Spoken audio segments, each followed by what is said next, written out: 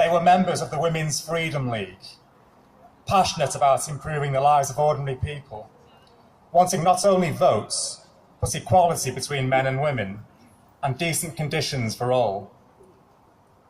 The war was dragging on, so many men away fighting. Weekly news of deaths of fathers, sons, and husbands. Prices had gone up, and there was talk of bread rationing. Amid all this meeting was called specifically to protest against the high price of milk, that most basic food of infants, and has been reimagined by our group members using reports and letters from the Manchester Guardian. The reason for this meeting. Following canvassing by our 20 volunteers in the surrounding area, we found support of our ideas very favourable. 98% of Burnage Garden Village residents have decided not to purchase milk at 6p a quart. Only last month there was a rally of several hundred mothers, some with their babies at Hyde Park. They were protesting that milk prices were getting beyond their means. It has made us even more strong in our resolve to carry out this boycott, as many of the men of this country are away fighting for our freedom. It is up to the women to support these causes. I will ask Mrs. Dent to speak about her views on the subject. Thank you, Mrs. Dean. We all feel very strongly about the well-being of our children. All children need nourishing food to develop properly. Indeed, the country's future depends upon it. Prices have kept rising during this war. Bread and butter costs as much as bread and margarine a year ago. Who knows what it may cost next year? Now milk. Milk is surely the true vital food for the young. But the poor mothers can't pay. They can't afford to buy it. They've got to buy a little, and often 8 here, penny with there. And that way it costs more than 6p a quart. And some of them have even diluted it. We believe dealers should not charge these high prices. They manage less in parts of Salford and Darwin, so why not here in Burnage? We can't let the children suffer. We must work together, bring the food prices down, and the only way is to boycott certain goods. And this is why we must refuse to buy milk at 6p a quart. Now we must reunite in this. We must be united on this. Remember what we're fighting for. We're fighting for the lives of sick children in the poorer quarters. Thank you, Mrs. Dent. Thank you. Thank you. I will now ask Mrs. Doughty to put forward her views. We have not come to these conclusions lightly. We've had many discussions. Talks with the milk retailers have not got us very far. The farmers and retailers have got to make a living, of course they have, but not by exploiting their customers. If they can do all right at 5p a quart in Pendleton and in Failsworth at 4p halfpenny, then why should we pay 6p in Burnage? Poor mothers simply cannot afford it. Another thing, remember old people and invalids, they need milk too. There is agitation going on in other places as well as Burnage.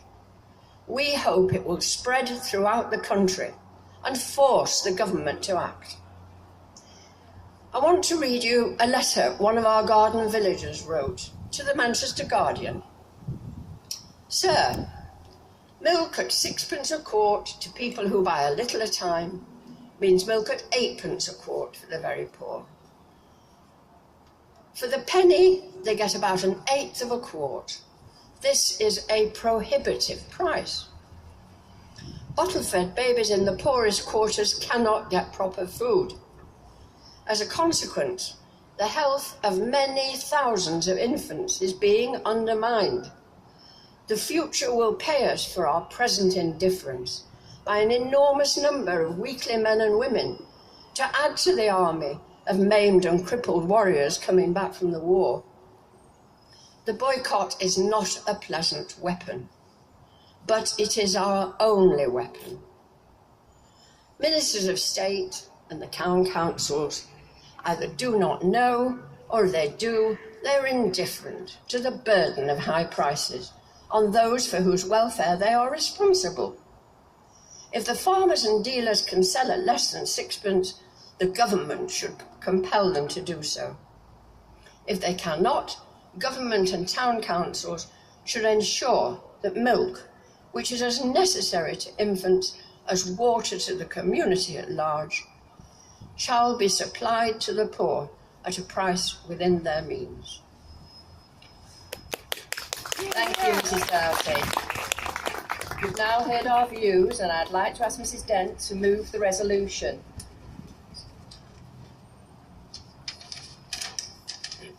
The resolution we propose is that this meeting pledges itself, wherever possible, where there are no young children, to pay no more than 5 pence a quart for milk, and where 6 pence is demanded, purchase only enough that is absolutely necessary for nursing mothers, young children and invalids. Further, work together, bring the food prices down, and the only way is to boycott certain goods. And this is why we must refuse to buy milk.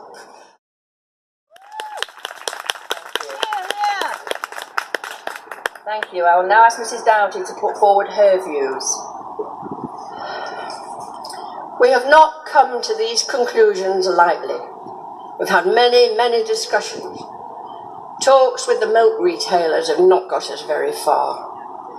The farmers and retailers have got to make a living, of course they have, but not by exploiting their customers.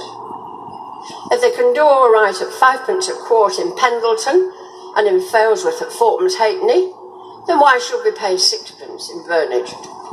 Poor mothers simply cannot afford it. Another thing, remember old people and invalids, they need milk too. And I'd like to ask Mrs. Dent to move the resolution.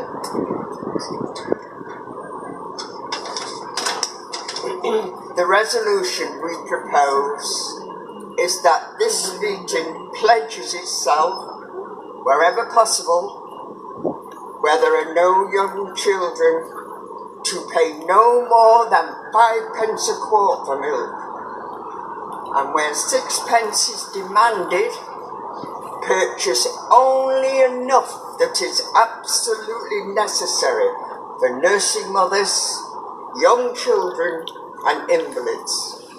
Further, the meeting urges the government to properly control the price of milk.